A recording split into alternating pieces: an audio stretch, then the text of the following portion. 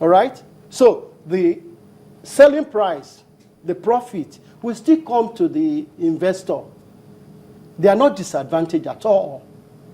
And that will be the right subsidy, because the 50 naira contribution by the government will be a subsidy. Not when the thing is wasting all over the place, you now say you want to subsidize consumer. But that is one aspect of it.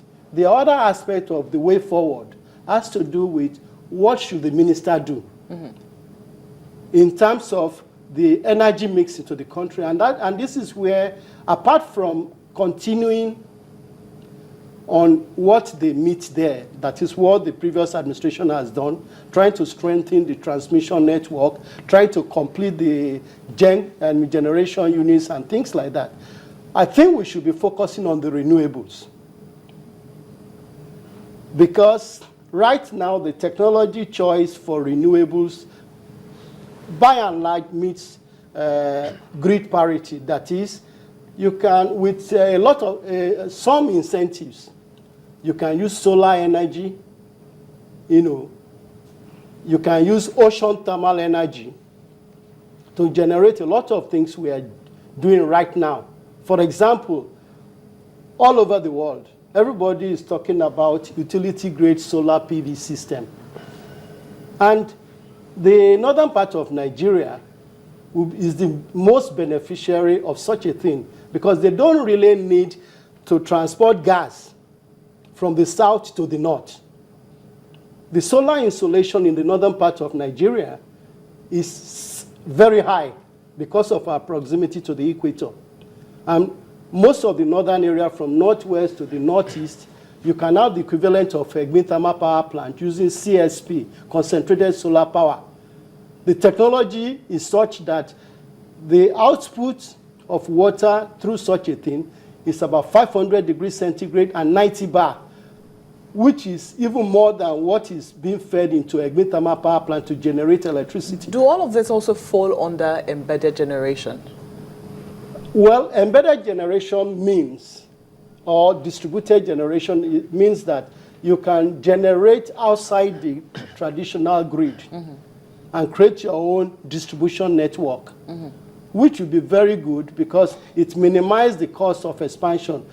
And I would like to quickly point out that the Obasanjo regime had already made good plan. They have designed the transmission network to accommodate 10,000 megawatts. All it takes is to continuously fund that project until we can get that. And I noted the interview reported by Business Day on Friday. The minister is very much aware of this, and I'm sure they will continue. The same problem that affects the supply of gas to the NIPP plants. By the way, our saving grace right now is because the NIPP power plants are functioning.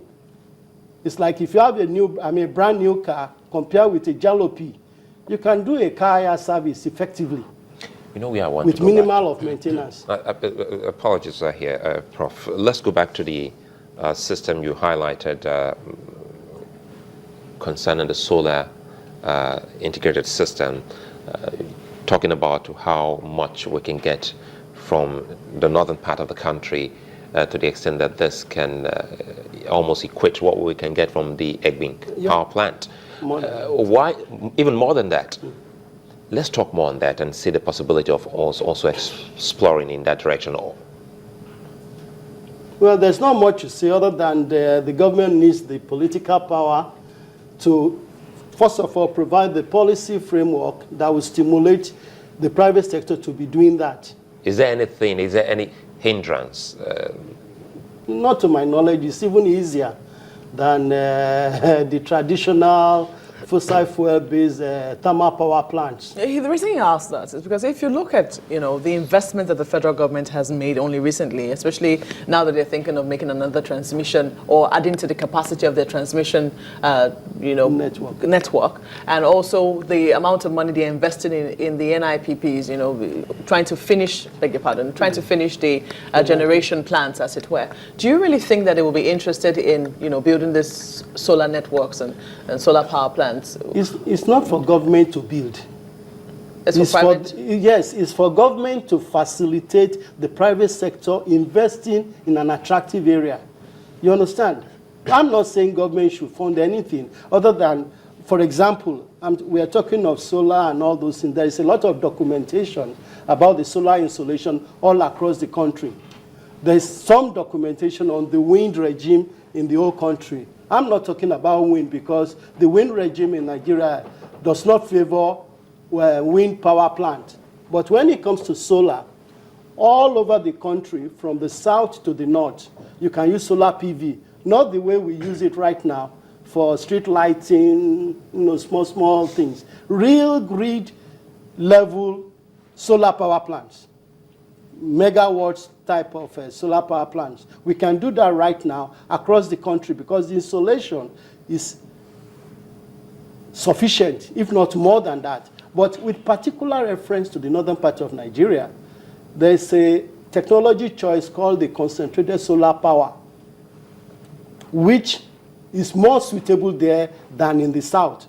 In the south, you probably would be thinking of solar PV, which is also applicable to the north.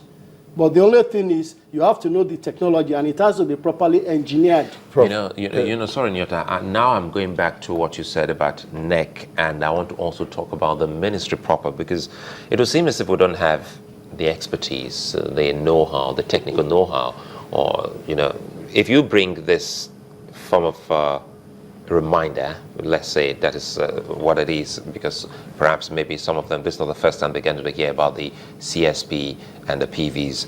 So why is it?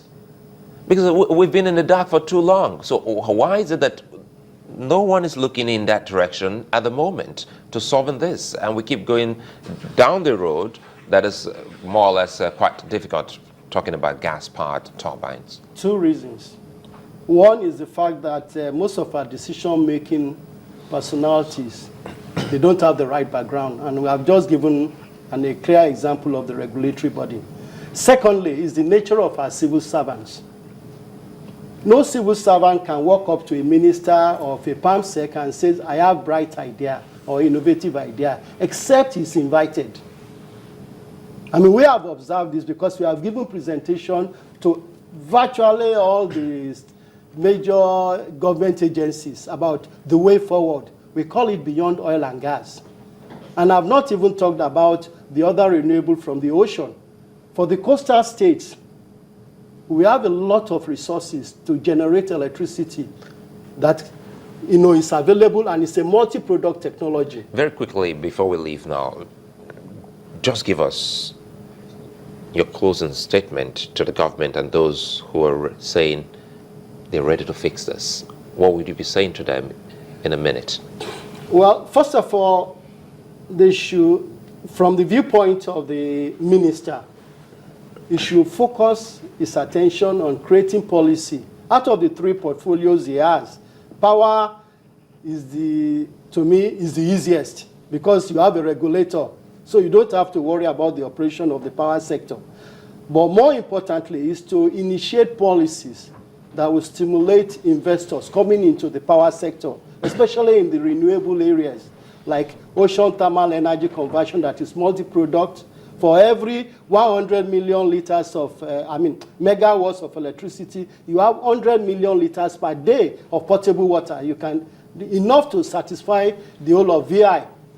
If you have 100 megawatts, you have salt, you have hydrogen for hydrogen fuel cell, you have, ammonia, you have all sorts of products. The marine issues for fisheries and things like that. It will open up new opportunities. And you can use it for jet fuel and all those. These are proven.